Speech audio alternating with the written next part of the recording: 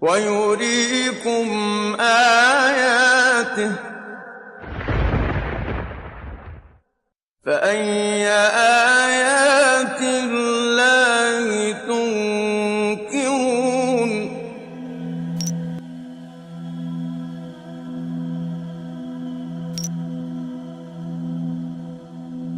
From any point in the world, the direction facing the Kaaba is called Qibla, and Muslims are expected to face Kaaba while performing Salah.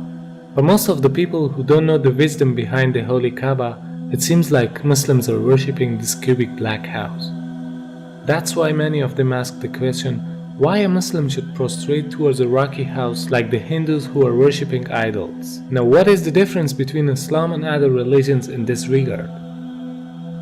In Islam, there's a rule that if someone does not know the direction of Qibla or he has no possibilities to verify it, then he can pray to any direction he thinks is correct. Because Allah subhanahu wa ta'ala says, وَلِلَّهِ الْمَشْرِقُ وَالْمَغْرِبُ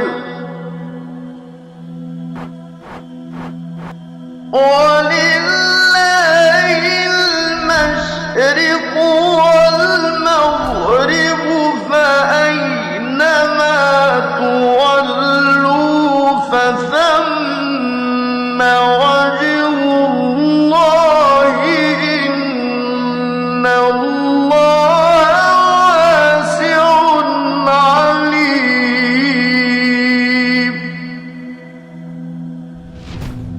From this verse we can understand that the meaning of prostrating towards Kaaba is only to be united. Otherwise, everywhere is belonging to Allah subhanahu wa ta'ala.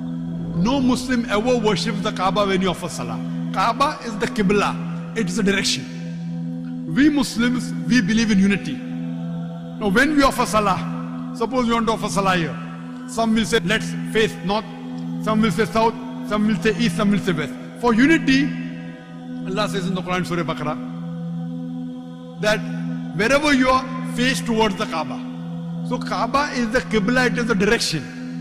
So we are facing in that direction, but no one worships the Kaaba. Furthermore, if yet you have doubts, if you read the hadith that's mentioned in Sahih Bukhari, volume number 2, in the book of Hajj, chapter 56, hadith number 675, Hazrat Umar, may Allah be pleased with him, near the second Caliph of Islam, second Khalifa, he said that this black stone pointing at Hajar Aswad, black stone, it can neither benefit me, it can neither harm me. Just because my Prophet kissed it, I'm kissing it. This statement that this black stone can neither harm anyone nor benefit anyone is sufficient to prove that the Muslims don't worship the Kaaba. Furthermore, at the time of the Prophet, there were Sahabas, there were companions of the Prophet who stood on the Kaaba and gave the azan. No idol worshipper will ever stand on the Kaaba and give the azan, proving that no Muslim ever worships the Kaaba. It's only the Qibla, it's a direction. Not only Salah towards the Kaaba, rather the circumambulation is also a sign of unity. If you look to the creation, from the tiny world of quantum to the huge celestial bodies in the universe, from the very atom to the biggest stars and planets, they are all rotating and circumambulating around a certain axis in a counterclockwise direction. And this is exactly what the Muslims are doing around the Kaaba. So in Islam, it's an act of worship. It means in nature everything is worshipping the Almighty Creator, but not the body which is in the center of the circumambulation. This represents the unity in the whole creation. Beside the logical fact, there is a scientific reasoning about the Kaaba. When a person puts his head on the ground towards the Kaaba, the harmful charges would be released out of his body in a perfect manner, and it causes the body to balance its energy system. To know how it works, first you should know about the concept of the golden ratio.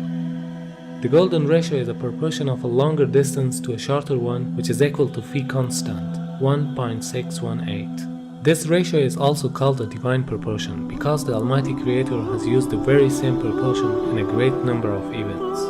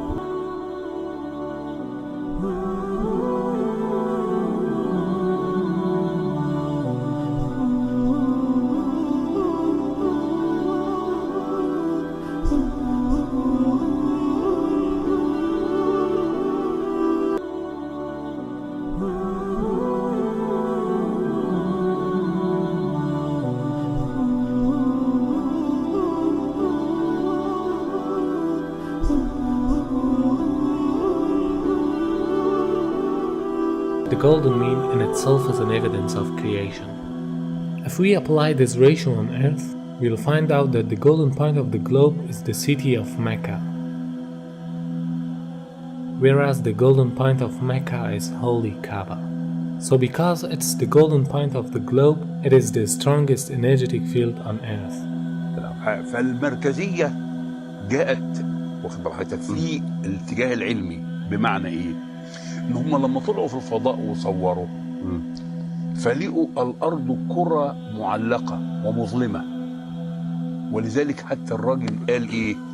اجدها كرة مظلمة معلقة، من الذي علقها؟ هو يريد هو أرمسترونج. وكان كأنه يريد أن يقول بلسان الحال لا بلسان المقال الله الذي علقها. ووجدوا فيها شعاع يخرج من الأرض كتبوه في الشبكة العنكبوتية في الإنترنت وخلوه على مدى 21 يوم ثم أخفوه. أخفوه لماذا؟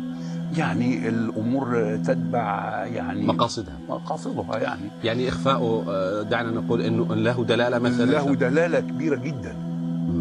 لسبب لأن هذا البيت العتيق، يعني هم لما جم ولقوا فيها شعاع، لما لقوا هذا الشعاع ابتدوا يركزوا الصورة فوجدوا إنه خارج من مكة، وبالتركيز وجدوا إنه خارج من الكعبة. For understanding how the golden mean provides an energetic field, you can take the example of the galaxies or planets, which emits the energy from the center point to the outer edges, just like a nuclear which balances the energy system with the electrons which are rotating around it. It means they are taking the negative energies and giving the positive energies for a balancing purpose. وبالتالي عندما تطوف أنت تشحن. معلش سبحان الله. أيوة هذه حقيقة. Now the investigations show that every day our body collects electromagnetic charges from its surrounding which are harmful for us. And these charges concentrate to the forehead, meaning the frontal lobe of the brain, which causes depression, headache, laziness, mental pressure, and even more dangerous problems. This forehead part of the brain is known as the frontal chakra, throughout which the body takes positive and negative energy. It is observed that these harmful charges can be released by putting our head down on the ground.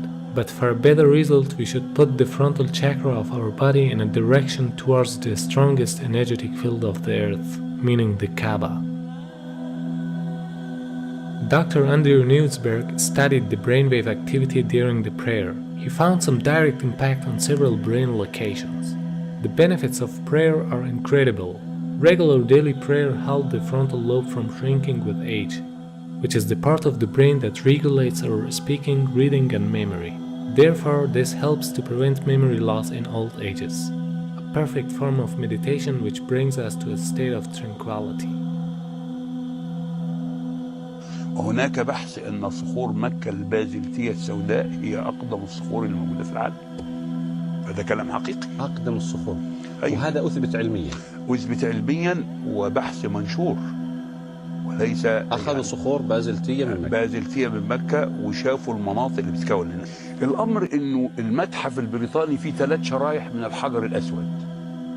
وقالوا هذا الحجر ليس من صخور المجموعة الشمسية.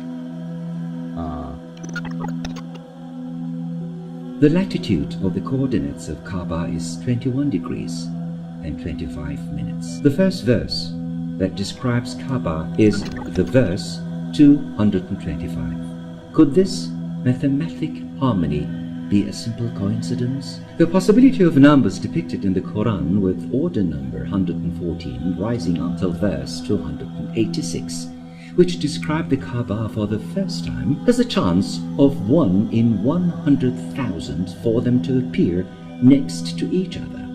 Surah 2, verse 125. The part of the coordinates after the comma can be described in the form of minutes, as well as in ratios of percentages.